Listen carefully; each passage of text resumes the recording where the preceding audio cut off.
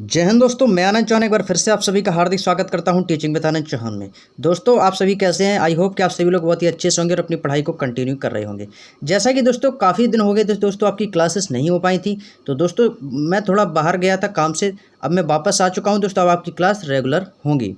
तो जैसा कि दोस्तों हमने आपको पता होगा कि हम रोजगार वेदंकी सर की येलो बुक कंप्लीट करवाने का आपसे वादा किया है, तो मैं आपको ये बुक दोस्तों पूरी कंप्लीट करवा दूंगा। ऑलरेडी दोस्तों हमारी इसकी 4 क्लासेस हो चुकी हैं। यदि आपने अभी तक वो क्लासों को नहीं देखा है तो एक बार प्ले लिस्ट में जाकर उन सभी क्लासों को देख सकते हैं, जिसका लिंक आपको डिस्क्रिप्शन में मिल जाएगा। और यदि आप दोस्तों हमारी अन्य वीडियो जो हमारी प्लेलिस्ट में पड़ी हुई उनकी दोस्तों पीडीएफ चाहते हैं तो आपको हमारे टेलीग्राम ग्रुप और टेलीग्राम चैनल को ज्वाइन करना होगा। इसका लिंक भी दोस्तों आपको डिस्क्रिप्शन में दे दिया जाएगा, वहाँ से आप इसको ज्वाइन कर सकते हैं। तो चलिए दोस्तों बिना देरी के वीडियो की स्टार्ट करते हैं। जैसा कि दोस्तों पिछली वीडियो हम कहाँ तक पढ़ चुके थे दोस्तों, पिछली वीडियो में दोस्तों हमने काफ़ी कुछ क्लियर कर लिया था। जैसे कि दोस्तों हमने इसमें क्लियर किया था, यहाँ पर आप देख पा रहे होंगे गुप्त साम्राज्य को दोस्तों हमने बहुत ही अच्छे से क्लियर कर लिया था कि गुप्त साम्राज्य जो दोस्तों तीसरी शताब्दी के अंत में प्रयागराज के निकट कौशाम्बी में हुआ था। इन सभी के बारे में चर्चा दोस्तों हम इसके चौथे वीडियो में कर चुके हैं, तो वो वीडियो दोस्तों आप प्लेलिस्ट में जाकर देख सकते हैं। अब दोस्तों यहाँ से हमारा स्टार्ट होता है पुष्यभूति वंश या वर्धन वंश। पुष्यभूति वंश को ही दोस्तों वर्धन वंश के नाम से जाना जाता है। और इसका संस्थापक कौन था दोस्तों? इसका संस्थापक पुष्यभूति था। कौन था दोस्तों? इसका संस्थापक जो है वो पुष्यभूति था। और इसकी राजधानी थानेश्वर, यह दोस्तों आपका हरियाणा में है। थानेश्वर आपका हरियाणा में पड़ता है। तो इसका संस्थापक कौन था? पुष्यभूति था और इसकी राजधानी थानेश्वर थी। तो इसको आप याद रखना। नेक्स्ट पॉइंट दिया गया है दोस्तों, इस वंश का पहला प्रतापी राजा। इस वंश का पहला प्रतापी राजा कौन था दोस्तों? वो था आपका प्रभाकर वर्धन। हर्षवर्धन के जो पिता थे वो कौन थे दोस्तों? प्रभाकर वर्धन। और इसने परम भट्टारक किसकी उपाधि धारण की थी दोस्तों? परम भट्टारक की उपाधि धारण की थी। और यह इस वंश का चौथा शासक था। इसकी पत्नी का नाम यशोमती था। वह अपने पति के साथ सती हो गई थी। इसके 2 पुत्र थे। कौन कौन से? राज्यवर्धन और हर्षवर्धन। जो राज्यवर्धन थे वो सबसे बड़े बेटे थे और जो हर्षवर्धन थे वो उनके छोटे बेटे थे। अब बात करते हैं दोस्तों इसकी पुत्री का नाम। इसकी पुत्री का नाम था दोस्तों राज्यश्री। क्या नाम था दोस्तों? इनकी पुत्री का नाम राज्यश्री था। और राज्यश्री का विवाह कन्नौज के राजा गृहवर्मा के साथ हुआ था। इनकी पुत्री का नाम था राज्यश्री और इनका विवाह कन्नौज के राजा गृहवर्मा के साथ हुआ था। नेक्स्ट पॉइंट दिया है दोस्तों मालवा के शासक। मालवा के शासक कौन था दोस्तों? देवगुप्त। मालवा के शासक देवगुप्त ने गृहवर्मा की हत्या कर दी थी। अब गृहवर्मा कौन था दोस्तों? राज्यश्री का पति था। राज्यश्री का पति कौन था? गृहवर्मा। और एक कन्नौज का राजा था। और इसकी हत्या किसने की थी? देवगुप्त ने कर दी थी। और राज्यश्री को यानी उसकी पत्नी को बंदी बनाकर कारागार में डाल दिया था। किसने डाल दिया था दोस्तों? मालवा के शासक देवगुप्त ने गृहवर्मा की हत्या करके उसकी पत्नी राज्यश्री को बंदी बनाकर कारागार में डाल दिया था। नेक्स्ट पॉइंट दिया है दोस्तों राज्यवर्धन ने देवगुप्त को मार डाला। अब देखिए दोस्तों, अब जो हर्षवर्धन था और ये राज्यवर्धन थे, ये दोनों क्या थे दोस्तों? आपस में भाई थे। अब इनकी जो पुत्री यानी इनकी जो बहन थी उनका नाम राज्यश्री था। और राज्यश्री का विवाह कन्नौज के राजा गृहवर्मा के साथ हुआ था। और मालवा के शासक देवगुप्त ने राज्यश्री के पति गृहवर्मा की हत्या कर दी थी और राज्यश्री को बंदी बनाकर कारागार में डाल दिया। उसके बाद राज्यवर्धन यानी राज्यश्री के बड़े भाई राज्यवर्धन ने देवगुप्त को मार डाला था। परंतु देवगुप्त ने मित्र गौड़ राजा शशांक ने राज्यवर्धन को मार डाला। परंतु देवगुप्त के जो मित्र थे गौड़ राजा शशांक ने उनको राजवर्धन को मार डाला था। और राजवर्धन का प्रधानमंत्री उसका ममेरा भाई भंडी था। कौन था दोस्तों? भंडी था।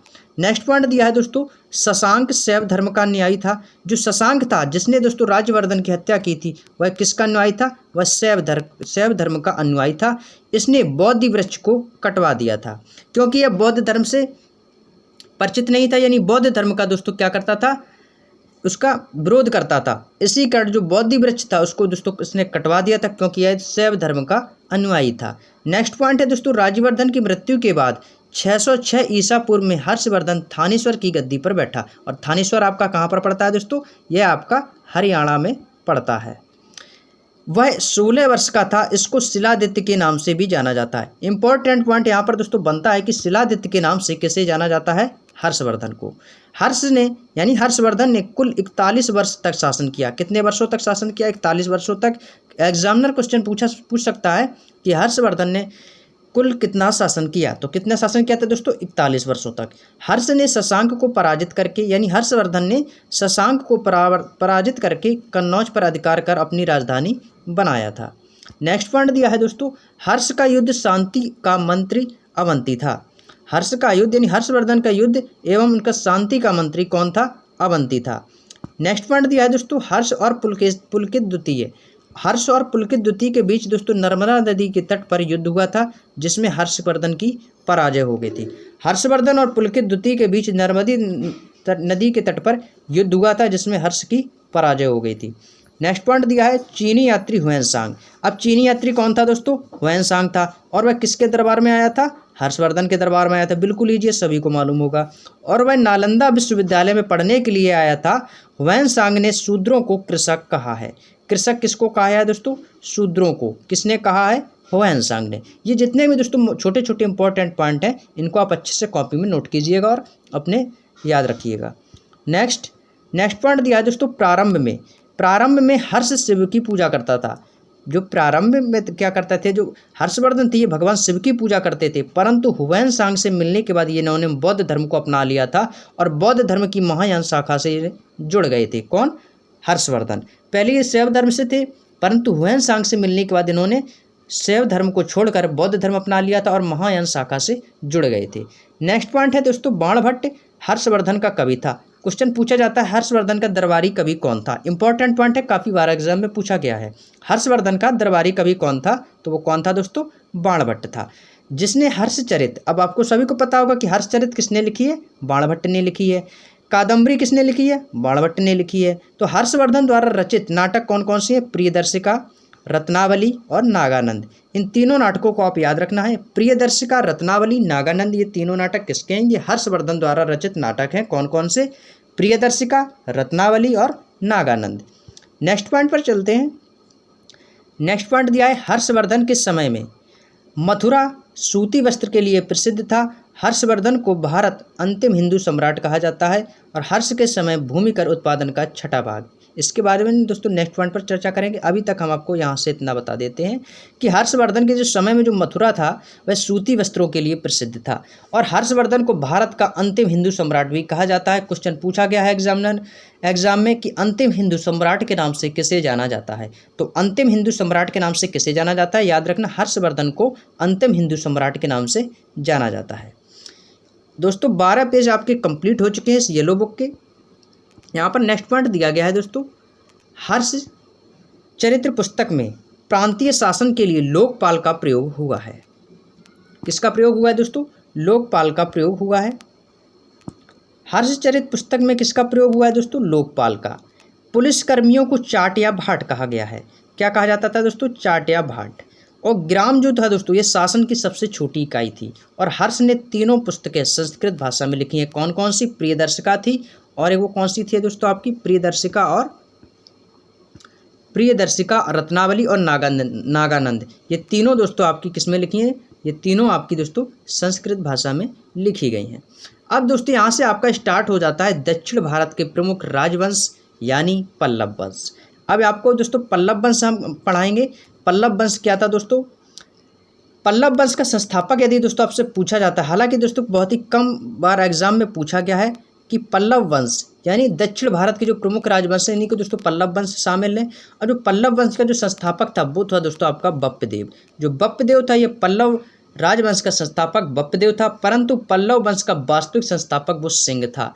कौन था? सिंह विष्णु। जो सिंह विष्णु था ये वास्तविक संस्थापक था। याद रखना दोस्तों, यदि आपसे केवल संस्थापक पूछा जाए तो बप्पदेव लगाना और यदि आपसे वास्तविक संस्थापक पूछा जाता है तो आपको सिंह विष्णु लगाना है। और सिंह विष्णु 575 से 600 ईसा पूर्व इसका दोस्तों जो माना जाता है कि इसका वास्तविक जो संस्थापक था ये 575 से 600 ईसा पूर्व तक रहा है। इसकी जो राजधानी है दोस्तों वो कौन सी थी? इसकी राजधानी कांचीपुरम थी। यह किसके धर्म का अनुयायी था? यह जो है दोस्तों वैष्णव धर्म का अनुयायी था। किस धर्म का? यह वैष्णव धर्म का अनुयायी था और इसकी राजधानी कांचीपुरम थी।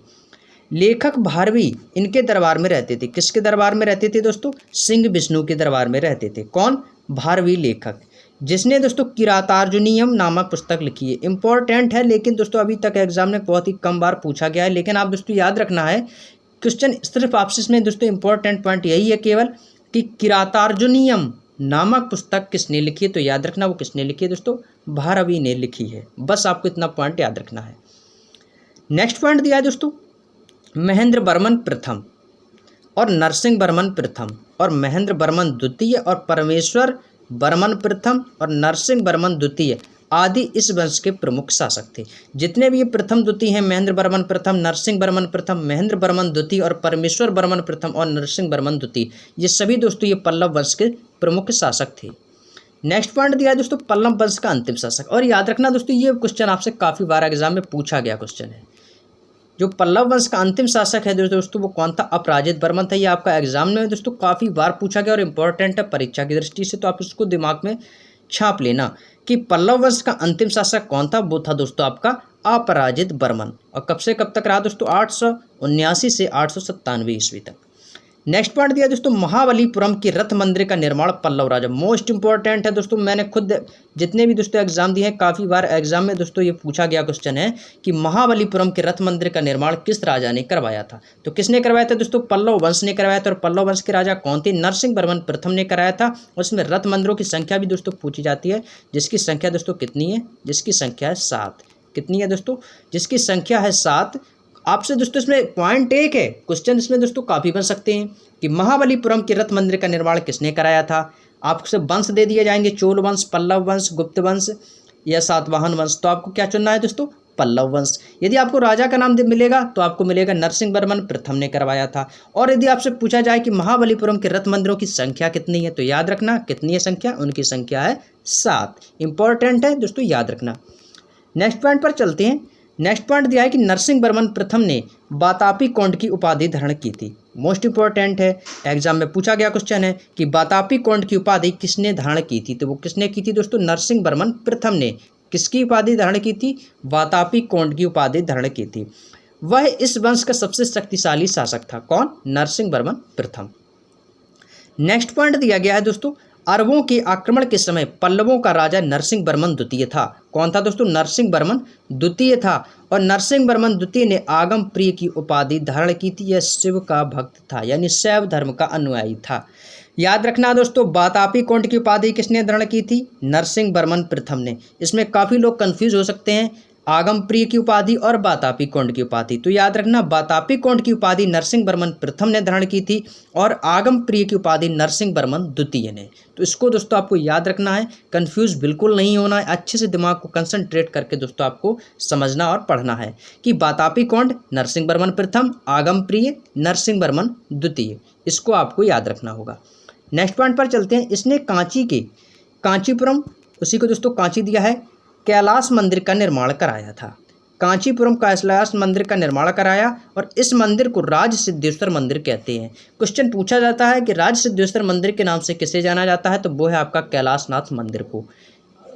इस मंदिर का निर्माण दोस्तों आपका किस भाषा में हुआ है, इस किस शैली में हुआ है, यह आपका द्राविड़ शैली में हुआ है। किस मंदिर का निर्माण, राज सिद्धेश्वर मंदिर का निर्माण द्राविड़ शैली में हुआ था। नेक्स्ट पॉइंट दिया है, नरसिंह वर्मन द्वितीय का दरबारी कवि कौन था। इंपॉर्टेंट है, काफ़ी बार एग्जाम में पूछा गया क्वेश्चन है। नरसिंह वर्मन द्वितीय का दरबारी कवि दंडी था, जिसने 10 कुमार चरित्र नामक पुस्तक लिखी है। इंपॉर्टेंट पॉइंट यहाँ से बनता है, क्वेश्चन पूछा जाता है कि 10 कुमार चरित्र नामक पुस्तक किसने लिखी है। यह आपका दोस्तों एग्जाम में 3 से 4 बार पूछा गया क्वेश्चन है कि 10 कुमार चरित्र नामक पुस्तक के लेखक कौन है। तो वो कौन है दोस्तों, आपके दंडी हैं। दंडी ने दोस्तों 10 कुमार चरित्र नामक पुस्तक लिखी थी। नेक्स्ट पॉइंट पर चलते हैं। नेक्स्ट पॉइंट दिया है दोस्तों, कांची के मुक्तेश्वर मंदिर तथा बैकुंठ पेरुमाल मंदिर का निर्माण नंदी वर्मन द्वितीय ने कराया था। हालांकि दोस्तों इतना इंपॉर्टेंट नहीं है, लेकिन दोस्तों एग्जामिनर का कुछ पता नहीं, कुछ भी आपसे पूछ सकता है। कांची के मुक्तेश्वर मंदिर तथा बैकुंठ पेरुमाल मंदिर का निर्माण किसने करवाया था, यह करवाया था नंदी वर्मन द्वितीय ने। नेक्स्ट पॉइंट है, चोल शासकों ने पल्लव साम्राज्य को अपने राज्य में मिला दिया था और पल्लव वंश का अंतिम शासक कंप वर्मा था। पल्लव नरेश ब्राह्मण धर्म के अनुयायी थे। तो दोस्तों ये सभी पॉइंट थे दोस्तों आपके पल्लव वंश से। यहाँ से दोस्तों आपका पल्लव वंश समाप्त होता है। अब यहाँ से दोस्तों अपना स्टार्ट हो जाता है चोल साम्राज्य। अब पढ़ेंगे दोस्तों हम चोल साम्राज्य के बारे में। चोल साम्राज्यों का लेख किस शिलालेख में मिलता है, इसके बारे में हम चर्चा करेंगे। अब यहाँ से हो जाता है आपका दोस्तों चोल साम्राज्य। चोल साम्राज्य के बारे में यदि हम चर्चा करते हैं तो पहला पॉइंट दिया है दोस्तों, चोलों का सर्वप्रथम वर्णन अशोक के 13वें शिलालेख में मिलता है। याद रखना दोस्तों, चोल का जो सर्वप्रथम वर्णन है वो अशोक के 13वें शिलालेख में मिलता है।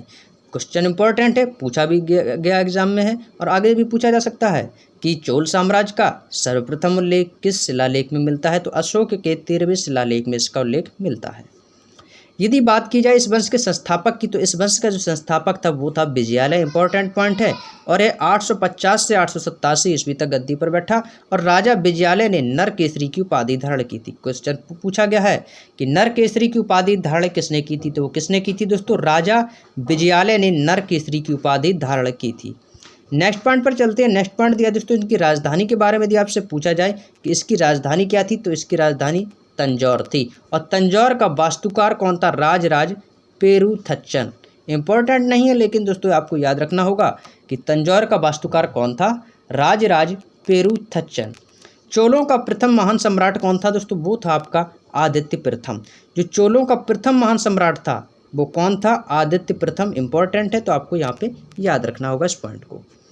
यदि आपसे पूछा जाए कि आदित्य प्रथम ने पल्लवों को हराने के बाद कोदंड राम की उपाधि धारण की थी। क्वेश्चन पूछा जाता है कि कोदंड राम की उपाधि धारण किसने की थी, तो वो की थी किसने दोस्तों, आदित्य प्रथम ने। आदित्य प्रथम ने दोस्तों पल्लवों को हराकर कोदंड राम की उपाधि धारण की थी। नेक्स्ट पॉइंट है, राजराज प्रथम ने श्रीलंका पर आक्रमण किया। वहाँ के राजा महेंद्र जो पंचम को भागना पड़ा था और राजराज प्रथम शैव धर्म का अनुयायी था। जैसा कि दोस्तों हम आपको वीडियो की स्टार्टिंग में ही बता चुके थे अभी कुछ ही देर पहले कि राजराज जो प्रथम था वो शैव धर्म का अनुयायी था।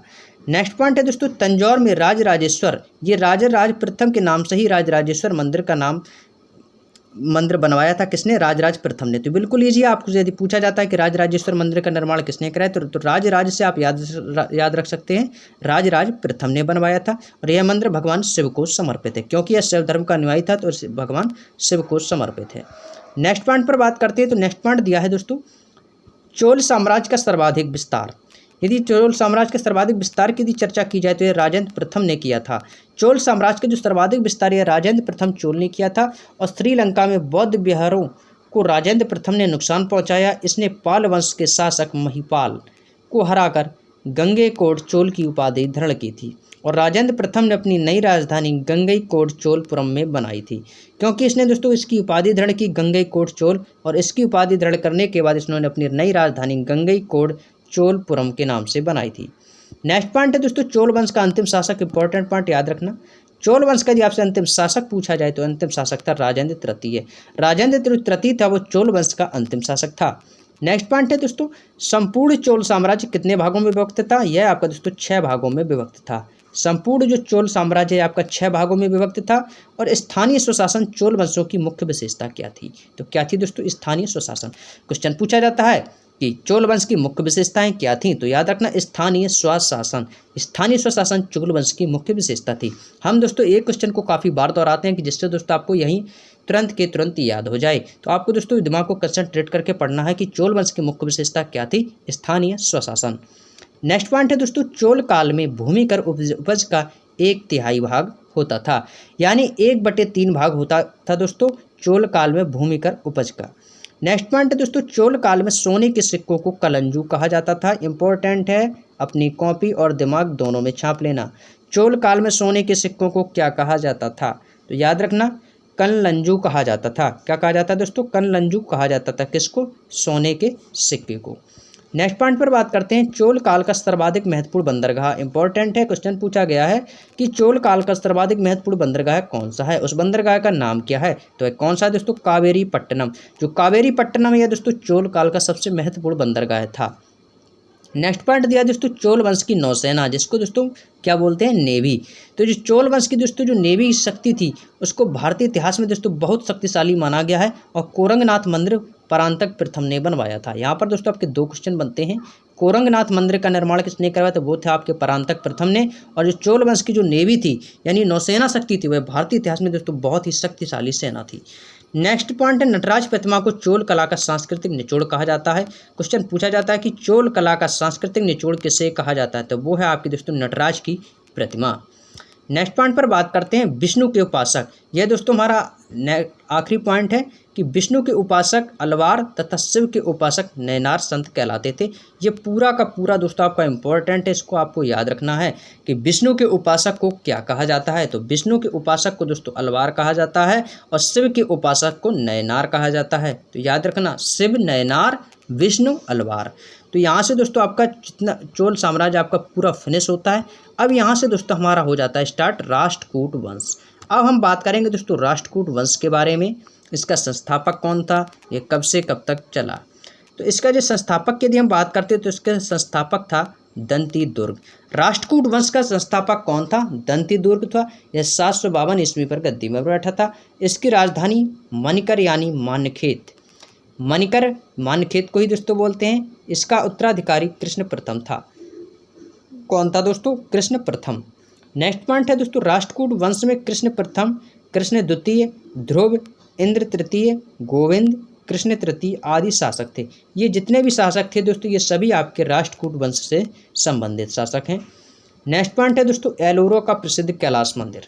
इंपॉर्टेंट पॉइंट है दोस्तों, याद रखना, सभी को पता होगा, इजी क्वेश्चन है, काफ़ी बार एग्जाम में आपने देखा होगा इस क्वेश्चन को कि एलोरा का जो प्रसिद्ध कैलाश मंदिर है इसका निर्माण किसने कराया था, कृष्ण प्रथम में। और आई होप कि दोस्तों ये सभी क्वेश्चन आप लोगों को मालूम होंगे कि कैलाश मंदिर का निर्माण किसने कराया था, यह आपका कृष्ण प्रथम ने कराया था। बिल्कुल ईजी क्वेश्चन है।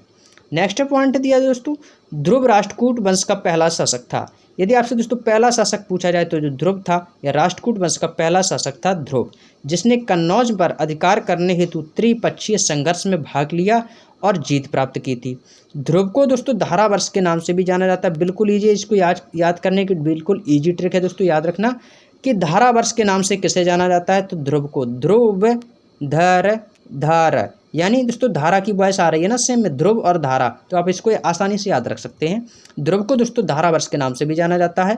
और ध्रुव का उत्तराधिकारी गोविंद तृतीय था। जो ध्रुव के बाद जो दोस्तों उसका उत्तराधिकारी था वो था गोविंद तृतीय। और इसके बाद अमोघवर्ष राजगद्दी पर बैठा था। कौन बैठा था दोस्तों, अमोघवर्ष। अब जो अमोघवर्ष था यह दोस्तों जैन धर्म का अनुयायी था। राष्ट्रकूट वंश का राजा अमोघवर्ष ये किसको मानता था दोस्तों, जैन धर्म को मानता था। किसको मानता था दोस्तों, यह आपका जैन धर्म को मानता था। नेक्स्ट पॉइंट पर बात करते हैं दोस्तों। नेक्स्ट पॉइंट यहाँ पर दिया गया है आदि पुराण का लेखक। यदि दोस्तों आपसे पूछा जाए कि आदि पुराण का जो लेखक था वो कौन था, तो वो था आपका जिनसेन। जो जिनसेन था दोस्तों वह आदि पुराण का लेखक था और यह अमोघवर्ष के दरबार में रहता था। किसके दरबार में रहता था, जिनसेन, यह अमोघवर्ष के दरबार में रहता था। गणितज्ञ महावीराचार्य उनको दरबार में रहते थे। अमोघवर्ष ने तुंगभद्रा नदी में जाकर जल समाधि ली थी। किस नदी के किनारे, तुंगभद्रा नदी में। क्वेश्चन पूछा जाता है कि अमोघवर्ष ने किस नदी में जाकर जल समाधि ली थी, तो याद रखना तुंगभद्रा नदी में अमोघवर्ष ने जल समाधि ली थी। नेक्स्ट पॉइंट दिया है दोस्तों राष्ट्रकूट वंश का अंतिम महान शासक कौन था, तो याद रखना अंतिम महान शासक यदि आपसे पूछा जाए तो वो कृष्ण तृतीय था। इसी के दरबार में कन्नड़ के कवि पौन्य, कौन थे दोस्तों, कन्नड़ के जो कवि थे पौन्य रहते थे इसी के दरबार में, और जिसने शांति पुराण नामक पुस्तक लिखी। इंपॉर्टेंट पॉइंट तो बस इसमें यही बनता है, अंतिम महान शासक और इसका पुस्तक का लेखक। तो याद रखना शांति पुराण नामक पुस्तक के लेखक कौन है, तो इसके लेखक हैं पौन्य। याद रखना पौन्य जो है दोस्तों ये शांति पुराण नामक पुस्तक के लेखक हैं। नेक्स्ट पॉइंट दिया दोस्तों इंद्र तृतीय के शासक काल में अरब निवासी अल मसूदी भारत आया था। क्वेश्चन पूछा जाता है कि अल मसूदी भारत किसके शासन काल में आया था, तो याद रखना इंद्र तृतीय के शासन काल में जो अल मसूदी था यह भारत में आया था। और यह दोस्तों कहाँ का निवासी था, यह अरब का निवासी था। नेक्स्ट पॉइंट दिया है दोस्तों राष्ट्रकूटों ने अपने राज्य में मुसलमान व्यापारियों को बसने तथा इस्लाम के प्रचार की स्वीकृति दी थी। राष्ट्रकूट ने अपने राज्य में मुसलमान व्यापारियों को बसने की भी अनुमति दी थी और इस्लाम को प्रचार करने की स्वीकृति भी प्रदान की थी। नेक्स्ट पॉइंट है दोस्तों इस वंश का अंतिम राजा कर्क था, जिसने चालुक्य वंश के शासक तैलम द्वितीय को हराया था। इस वंश का यदि आपसे दोस्तों अंतिम राजा पूछा जाए तो अंतिम राजा कर्क था, जिसने चालुक्य वंश का शासक तैलम द्वितीय को हराया था। अब यहाँ से दोस्तों आपका स्टार्ट हो जाता है पाल वंश। अब हम बात करेंगे दोस्तों पाल वंश के बारे में, जानेंगे दोस्तों पाल वंश की स्थापना कब हुई थी और पाल वंश की राजधानी क्या थी और इसका संस्थापक कौन था। तो बात करेंगे दोस्तों पाल वंश की। पाल वंश की दोस्तों यदि हम स्थापना की बात करते हैं सबसे पहले तो इसकी स्थापना हुई थी 750 ईस्वी में, और किसने की थी दोस्तों, गोपाल ने की थी, और इनकी राजधानी मुंगेर थी। इंपॉर्टेंट है यहाँ पे आपके दोस्तों तीनों पॉइंट आपको याद रखना है। पाल वंश की स्थापना 750 ईस्वी में हुई थी और इनकी राजधानी मुंगेर थी। और पाल वंश का जो संस्थापक कौन था, वह कौन था दोस्तों, आपका गोपाल था। गोपाल जो था दोस्तों वह बौद्ध धर्म का अनुयायी था, बौद्ध धर्म को मानता था और गोपाल ने ओदंतपुरी विश्वविद्यालय की स्थापना की थी। क्वेश्चन पूछा जाता है कि ओदंतपुरी विश्वविद्यालय की स्थापना किसने की थी, वो की थी किसने, गोपाल ने। गोपाल ने ओदंतपुरी नामक विश्वविद्यालय की स्थापना की थी। नेक्स्ट पॉइंट की चर्चा करते हैं कि पाल वंश का प्रमुख शासक कौन कौन से रहे हैं। धर्मपाल, जिसके दोस्तों अंत में पाल हैं, वो सभी आपके दोस्तों पाल वंश से संबंधित हैं। धर्मपाल, देवपाल, नारायणपाल, महिपाल, नयपाल आदि थे। और पाल वंश का शासक बौद्ध धर्म के अनुयायी थे। जितने भी दोस्तों पाल वंश के शासक हुए वो सभी आपके बौद्ध धर्म के अनुयायी थे, यानी बौद्ध धर्म को मानते थे। नेक्स्ट पॉइंट दिया दोस्तों, पाल वंश का सबसे महान शासक कौन था, तो वो था दोस्तों आपका धर्मपाल। ये काफ़ी बार एग्जाम में पूछा गया है कि पाल वंश का सबसे महानतम शासक कौन है। तो याद रखना, महानतम शासक यदि आपसे पूछा जाता है तो वो है दोस्तों आपका धर्मपाल। धर्मपाल ने विक्रमशिला विश्वविद्यालय की स्थापना की थी और धर्मपाल ने नालंदा विश्वविद्यालय के खर्च हेतु 200 गाँव दान में दिए थे। कितने गाँव दिए थे दोस्तों, 200 गाँव दान में दे दिए थे। किसने, धर्मपाल ने। किस लिए, नालंदा विश्वविद्यालय के खर्च हेतु। नेक्स्ट पॉइंट दिया गया है कन्नौज के लिए। कन्नौज के लिए इसमें दिया दोस्तों, त्रिपक्षीय संघर्ष में सबसे पहले कौन सा वंश आया था दोस्तों सामने, वो आया था दोस्तों आपका पाल वंश। पाल वंश की तरफ से धर्मपाल ने भाग लिया था और सोमपुर महाविहार का निर्माण यह भी धर्मपाल ने कराया था। कन्नौज के लिए जो त्रिपक्षीय संघर्ष हुआ था, इसमें सबसे पहले पाल वंश की तरफ से धर्मपाल ने इसमें हिस्सा लिया था और सोमपुर महाविहार का निर्माण भी धर्मपाल ने करवाया था। नेक्स्ट पॉइंट दिया दोस्तों, ओदंतपुरी के प्रसिद्ध बौद्ध मठ का निर्माण किसने करवाया था, तो ओदंतपुरी के जो प्रसिद्ध बौद्ध मठ का निर्माण है यह आपका देवपाल ने करवाया था। और अरब यात्री सुलेमान, जो अरब यात्री सुलेमान था, इसने देवपाल को भारत का सबसे शक्तिशाली शासक बताया था। और सुलेमान ने पाल शासन को धर्म भ्रष्ट भी कहा है। याद रखना, सुलेमान ने पाल शासन को धर्म भ्रष्ट कहा है। और किसने कहा है, सुलेमान ने। यदि पूछा जाता है कि अरब यात्री सुलेमान ने देवपाल को भारत के सबसे शक्तिशाली किसने बताया था, यह भी सुलेमान ने ही बताया था। किसको, देवपाल को। यदि पाल शासन को धर्म भ्रष्ट पूछा जाता है कि पाल शासन को धर्म भ्रष्ट किसने कहा है, तो वो भी आपका सुलेमान ने कहा था। और सुलेमान था यह दोस्तों आपका अरबी यात्री था। नेक्स्ट पॉइंट है दोस्तों, देवपाल ने नालंदा में बौद्ध विहार बनवाने के लिए 5 गांव दान में दिए थे। कितने गांव दान में दिए थे दोस्तों, 5 गांव दान में दिए थे। किसने दिए थे, देवपाल ने। किस लिए, नालंदा में बौद्ध विहार बनवाने के लिए। नेक्स्ट पॉइंट है दोस्तों, गौड़ी रीति नामक साहित्यिक शैली के बारे में यदि हम बात करते हैं तो यहाँ पर दिया है दोस्तों, गौड़ी रीति नामक साहित्यिक शैली का विकास पाल वंश में ही हुआ था। और महिपाल प्रथम ने पाल वंश की खोई हुई शक्ति को पुनर्जीवित किया। और पाल वंश का द्वितीय संस्थापक यदि आपसे पूछा जाए, इंपॉर्टेंट पॉइंट यहाँ से बनता है कि पाल वंश का द्वितीय संस्थापक कौन था, तो वो था आपका महिपाल प्रथम। महिपाल प्रथम को पाल वंश का द्वितीय संस्थापक माना जाता है। और पाल वंश के पतन के बाद दोस्तों सेन वंश आपका स्थापित हो जाता है, यानी सेन वंश जो है दोस्तों आपका सत्ता में आ जाता है। और बंगाल का यदि आपसे प्राचीन नाम पूछा जाता है तो बंगाल का प्राचीन नाम गौड़ था। इंपॉर्टेंट पॉइंट ये बात आपका यही बनता है कि बंगाल का प्राचीन नाम क्या था, तो वो बंगाल का प्राचीन नाम आपका गौड़ था। यदि आपसे दोस्तों पाल वंश के पतन के बारे में पूछा जाए कि पाल वंश के बाद पतन के बाद कौन सा वंश सत्ता में आया था, तो याद रखना, तो वो था दोस्तों आपका सेन वंश। पाल वंश के बाद जो दोस्तों सेन वंश है यह आपका सत्ता में आया था। अब यहाँ से आपका स्टार्ट होता है दोस्तों सेन वंश। अब इसके बारे में चर्चा दोस्तों हम करेंगे नेक्स्ट वीडियो में। तो आज की क्लास को दोस्तों यहीं तक रखते हैं। करीब दोस्तों आपकी क्लास दोस्तों 28 मिनट की हो चुकी है, तो आज की क्लास को दोस्तों यहीं तक रखेंगे। और इसके बारे में जो दोस्तों नेक्स्ट चर्चा सेन वंश के बारे में, सेन वंश की स्थापना और इसकी राजधानी के बारे में, इसकी चर्चा करेंगे हम नेक्स्ट वीडियो में। तो चलिए दोस्तों आज की क्लास को यहीं तक रखते हैं। अब मिलेंगे हम आप लोगों को नेक्स्ट वीडियो में। और यदि आपको दोस्तों क्लास अच्छी लगी हो तो प्लीज़ वीडियो को लाइक करें, और यदि चैनल पर नए हो तो प्लीज़ चैनल को सब्सक्राइब करें और बेल आइकन को प्रेस कीजिए, जिससे आने वाली सभी नोटिफिकेशन दोस्तों आपको समय पर मिल सके। तो चलिए दोस्तों मिलेंगे नेक्स्ट वीडियो में, तब तक के लिए आप सभी दोस्तों का बहुत बहुत धन्यवाद। जय हिंद, जय भारत।